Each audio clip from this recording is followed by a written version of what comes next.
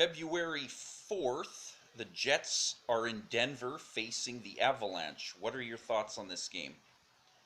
Well, I think the players aren't playing as well as they did in Dallas and Chicago and all the other previous teams that they've been winning against. But Pavlik has made a few key saves, but once again, it's three. Yeah, Either way, you can't hide the fact that it's three. And the Jets have allowed 3+ goals in 12 straight games. That's right. You can't.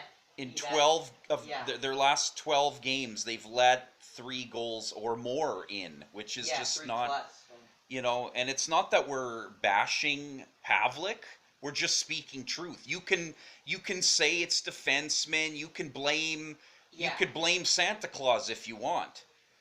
But the truth of the fact of the matter is, the goaltender's the one that's what he's getting paid. Yeah, he's supposed to stop the puck. Right? He's getting paid to stop the puck. So if 3 or more goals are going in your last 12 games, there's a problem there. And the Jets, and because we know it's not the players. Like, we have almost 5 players.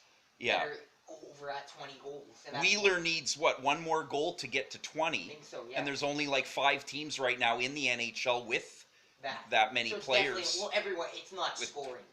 Right. Scoring's not the problem. Scoring is not the problem. The defense looks pretty good. I don't know what I've heard. The defense is just normal defense. Right. It's not. Yeah. They're just finishing up the second period here. What did you think of that goal that they called back? Armia was pushed, so I think they could have let it go, but I guess they didn't. It's kind of iffy. Right. If they would have let it count, it's kind of right. Okay, if they don't, they didn't. It's That's right. It's kind of a opinion here. And because Philadelphia couldn't help the Jets out in LA, if we lose, even if we win this, we're still 1 point out of a playoff spot. Yeah. If we do lose, I'd prefer because we're gonna get our streak in if we lose. So if we do, I'd prefer it to be an overtime where we get a point at least. Right. We get no help from other teams. That's why we needed to win 3 in a row. Right. Because if we imagine if we wouldn't have won 3 in a row, look at how far down we would have been. Right. You know what's kind of comical here? You know how the Jets could never win 3 games in a row? They did the other game, last game, but that was split up because of the All-Star break. This would technically be the 3rd game back from the All-Star break. So they're actually set to lose this game. What are your thoughts on that? Yeah, they can't win. That just proves it more. They can't win 3 in a row. It didn't feel like 3. That's why they were able to Exactly. do it. That's kind of what I was saying, yeah. Yeah.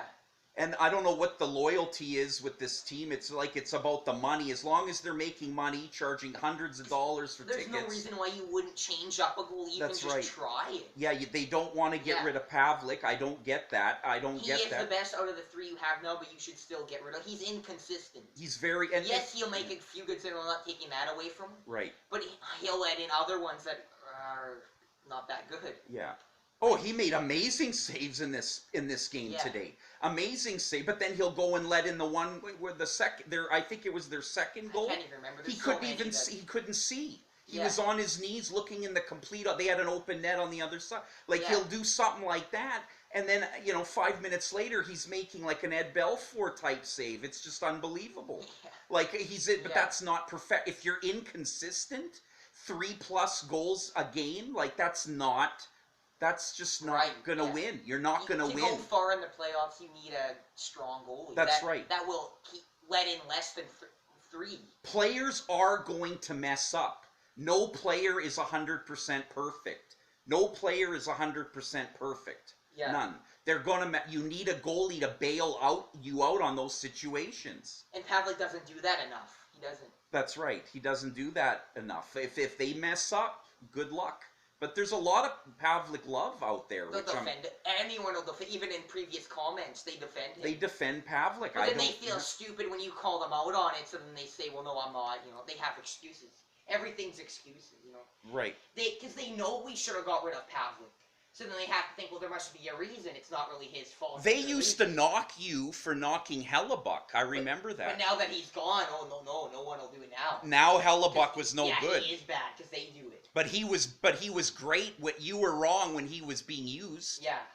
And Hutchinson, when we were using Hutchinson, everybody loved him. And I believe with the Jets organization, it all is about the money. They don't care. As long as they're selling out the MTS Center, making millions and millions of dollars, the people walking in there like zombies, paying those outrageous prices, why should they change anything with the Jets To team? them, it wouldn't matter, and there wouldn't be any difference. Exactly. They make the same amount of money. When they see people are pushing for Pavlik, way to go, way to go, way to go, why would you change anything? You're making hundreds of millions of dollars. Perot is an awful.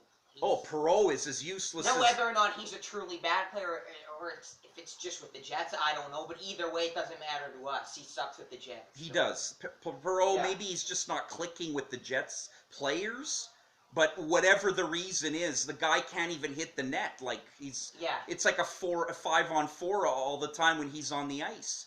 And I don't know why Kopp is with Wheeler and Scheifele. I don't get that either. Right. What line do you like? You like the Armia, Lowry, and the Matthias line? Yeah. See, because they're the same. They think they're the same type of players. So yes. They work good. It's like you got 3 times the same guy. Yeah. Right. But when you put Kopp with Wheeler, it's like, well. They don't match up. And Scheifele, it doesn't. Yeah. Yeah, I see what you're saying. They're not the same type of player. Kopp. Right. He tries. I'm not taking it. He tries to, but he just can't. That's right. Some things you just can't do, and for him, he can't keep up with Wheeler. That's right. And Scheifele. Like, because Scheifele's more of a finisher type player, because he does finish it mostly when he has a good chance. But Wheeler needs help setting him up, and Kopp doesn't do that. Yeah. Kopp's just not up to that level. But if Kopp was with Perot, I guess you would say. Right. Perot and Kopp. And well, that's a whole other show. The Maurice thing, that's a whole other thing. We've got the Pavlik issue. We've got the coaching issues. Maybe Perot, Kopp, and Patan, maybe. Right, but as long as they're making lots of money, I guess the organization, they don't see the point in changing things up. That's really what it boils down to. Yeah, if it was a half-empty arena. But they'll chant True North every anthem, you know? Yeah, as if that's going to change. But no, like they'll chant them, but they're not really looking out for a winning team. As long as the money's flowing in, they'll keep us the same. That's what the loyalty's all about. Yeah. But we better go here. Let's wish for a good third period for the Jets. And the Jets play again on Tuesday. See you Tuesday.